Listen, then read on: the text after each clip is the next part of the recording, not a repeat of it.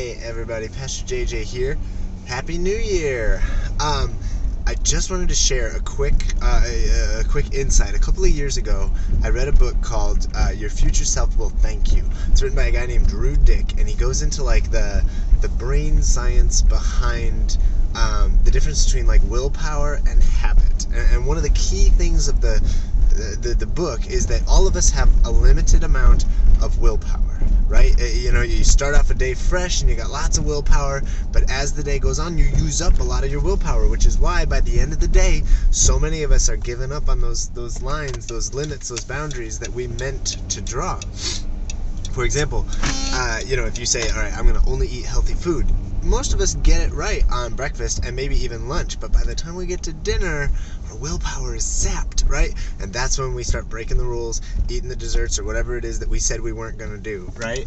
And so I was just thinking, but one thing, so basically the whole point of the book was talking about how as you get into a regular habit of doing something, you can move things from active willpower to being a habit. And habits don't take any willpower, right? Very few of us actually have to think to brush our teeth.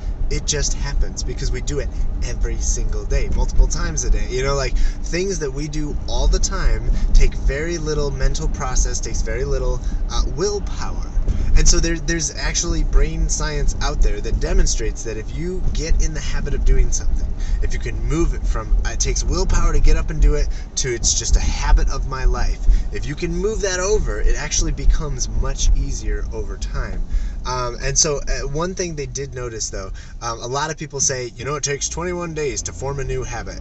And that's true for things that don't take a lot of mental energy, right? So 21 days to form a habit of things that don't take mental energy. Things that require thinking or any kind of brain processes take a little bit longer. They say it takes more like 90 days to set a habit. And so I know it's a new year and a lot of people are setting goals. I was talking about diets, but for some people it has nothing to do with what they eat or their weight or anything like that. Sometimes it's a new year. You want to start it out right. You want to get out there and set some goals and get things done. And one of the best ways to do that is to turn something from active willpower, which drains us, to a habit that just happens without thinking.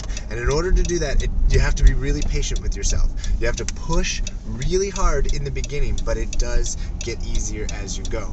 I thought that was such an incredible insight. I found it so helpful. It's a wonderful book. I just told you everything that's in it, so you don't have to go buy it. Sorry, Drew. I'm just kidding. You should go buy it. It's a great book, and it's a really easy read. And honestly, I learned a lot about what it takes to put your brain in the right place to set goals and then actually get them done. And I just hope it helps you in this new year. Bye, guys. Have a good one.